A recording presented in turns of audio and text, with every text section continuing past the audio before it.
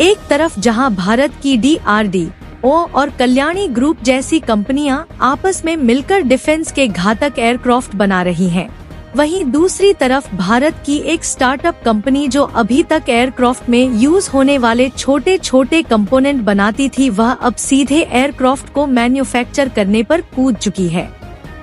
यानी कि देखा जाए तो अब भारत की स्टार्टअप कंपनियां भी मेक इन इंडिया को नई मजबूती देने के लिए बढ़ चढ़कर आगे आ रही हैं।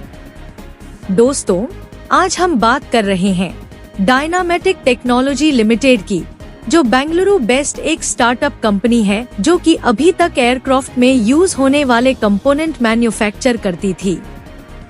यहाँ तक कि ये स्टार्टअप कंपनी ऑलरेडी एयरबस के 220 एयरक्राफ्ट के लिएडोस को बनाकर एक्सपोर्ट भी करती है। और हाल ही में खबर निकल कर आई कि अब डायनामेटिक टेक्नोलॉजी जर्मनी की एक कंपनी के साथ मिलकर जो एयरक्राफ्ट का मेन बॉडी स्ट्रक्चर होता है उसे बनाने जा रही है। पूरी अपडेट क्या है इस वीडियो में समझते हैं, लेकिन आगे बढ़ने से पहले भारत की नई स्टार्टअप कंपनियां लगातार सफलता हासिल कर रही हैं। उसके लिए वीडियो को एक लाइक करके चैनल को सब्सक्राइब जरूर कर लीजिए, क्योंकि यह आपके लिए 1 सेकंड का काम है, लेकिन इससे हमारी काफी बड़ी मदद होती है। देखिए, हाल ही में कुछ दिनों पहले जर्मनी की कुछ कंपनियों ने भारत को टैंक्स के इंजन देने से मना कर दिया था, लेकिन भारत के कंपनियों की क्वालिटी को देख अब उसी जर्मनी की कुछ कंपनियां भारत की ओर झुकती हुई नजर आ रही हैं। दरअसल भारत की यह startup company Dynamatic technology aviation industry में लगातार अपनी पहचान बना रही है, क्योंकि अभी तक यह स्टार्टअप कंपनी एयरक्राफ्ट में यूज होने वाले छोटे छोटे कंपोनेंट का प्रोडक्शन करने के साथ साथ एयरक्राफ्ट के फ्लैप ट्रैक, बीम और डोर्स का रेडी प्रोडक्शन कर रही थी। लेकिन अब ये कंपनी इतनी बड़ी हो गई है कि जर्मनी की एयरक्राफ्ट मैन्युफैक्चरर कंपनी के साथ मिलकर जॉइंट वेंचर में एयरक्राफ्ट का जो मेन बॉडी स्ट्रक्चर यानी कि होता है उसे इंडिजीनियस तौर पर डेवलप करने जा रही है। ये जो आप देख रहे हैं यह है जो कि किसी भी एयरक्राफ्ट का मेन बॉडी होता है, जिसे भारत की ये डायनामिक टेक्नोलॉजी जर्मनी की एयरक्राफ्ट मैन्युफैक्चरर कंपनी के साथ जॉइंट वेंचर में बनाने जा रही है। और भारत की प्राइवेट स्टार्टअप कंपनी होकर एविएशन के मामले में मेक इन इंडिया को बढ़ावा दे रही है, जो कि भारत के लिए एक बहुत बड़ी बात है। और कमाल की बात यह है कि एयरक्राफ्ट मैन्युफैक्चरर कंपनी ने भारत की डायनामेटिक टेक्नोलॉजी को खुद सेलेक्ट किया है कि वह D328 इको एयरक्राफ्ट के लिए फ्यूजलेस को बनाने का काम करे। और आपको बता दें कि जिस एयरक्राफ्ट के लिए भारत की डायनामेटिक टेक्नोलॉजी बॉडी स्ट्रक्चर को डेवलप करने वाली है, वह कोई छोटा मोटा प्लेन नहीं है, बल्कि एयरक्राफ्ट कंपनी द्वारा डिजाइन किया गया एक मॉडर्न प्लेन है, जिसमें अब मेक इन इंडिया भी अपना रोल निभाने जा रहा है। वैसे तो इसकी डिजाइनिंग जर्मनी कंपनी द्वारा ही की जाएगी, लेकिन इसका जो मेन बॉडी है उसे बनाने के साथ कुछ इंटीरियर कंपोनेंट भी इंडियन कंपनी के द्वारा ही डेवलप्ड किए जाएंगे।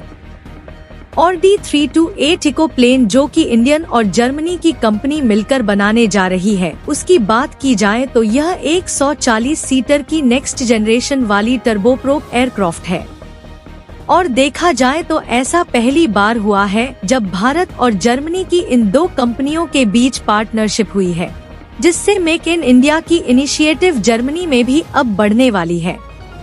ये जो प्लेन है वह पहले के डोर्नियर 328 का मॉडिफाई और लेटेस्ट वर्जन वाला 40 सीटर प्लेन है। और इसकी जो सबसे खास बात है वह यह है कि ये प्लेन कम से कम फ्यूल खर्च में ज्यादा से ज्यादा दूरी तय करता है।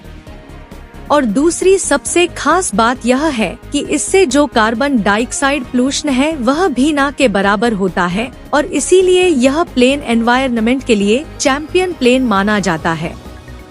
इसके अलावा D328 को पूरी तरह से सस्टेनेबल एविएशन फ्यूल और पावर टू लिक्विड दोनों तरह के फ्यूल पर संचालित करने के लिए डिजाइन किया गया है।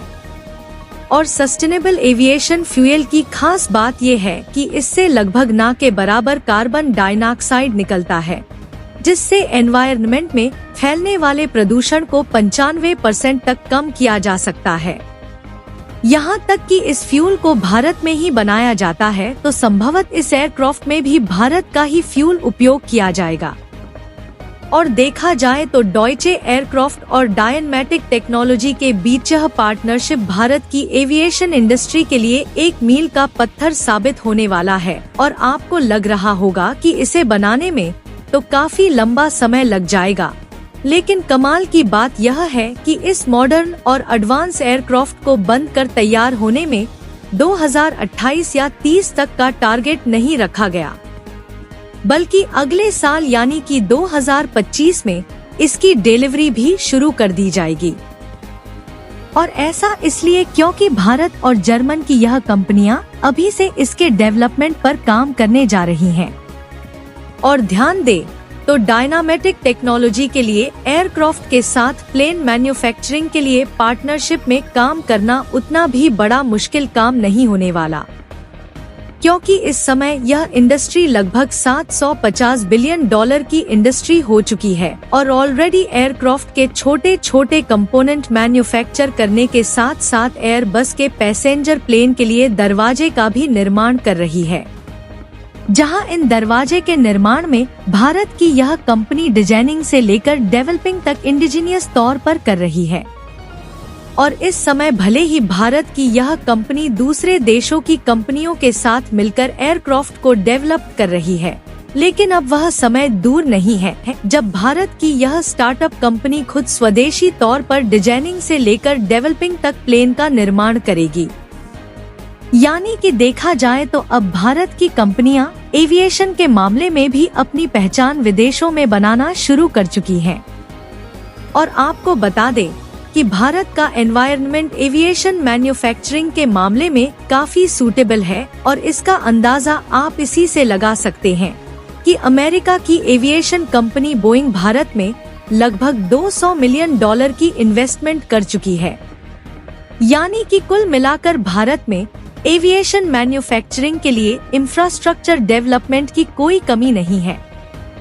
जर्मन कंपनी और भारत की डायनामेटिक टेक्नोलॉजी आपस में मिलकर जो एयरक्राफ्ट बनाने जा रही है, शायद इस तरह के एयरक्राफ्ट दुनिया में नहीं मिलने वाले, क्योंकि इसकी इंटीरियर और बॉडी की डिजाइनिंग जर्मनी की एयरक्राफ्ट कंपनी द्वारा किया जा रहा है, जिसे एविएशन के मामले में काफी ज्यादा एक्सपीरियंस है। और भारत के लिए सबसे अच्छी बात यह है कि इस तरह के एयरक्राफ्ट अब भारत में मैन्युफैक्चर किए जाने वाले हैं, जो कि हमारे लिए गर्व की बात है।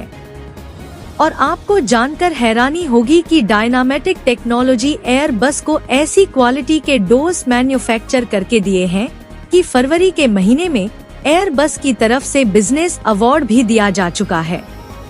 इसके बाद एयरबस ने डायनामेटिक टेक्नोलॉजी को 130 एयरक्राफ्ट के लिए फ्लैट ट्रैक बीम को भी बनाने का ऑर्डर दिया। और आप जो देख रहे हैं यह है एयरक्राफ्ट का फ्लैट ट्रैक बीम, जिसे इस टाइम पर भारत की डायनमैटिक टेक्नोलॉजी और एयरबस के लिए बना रही है।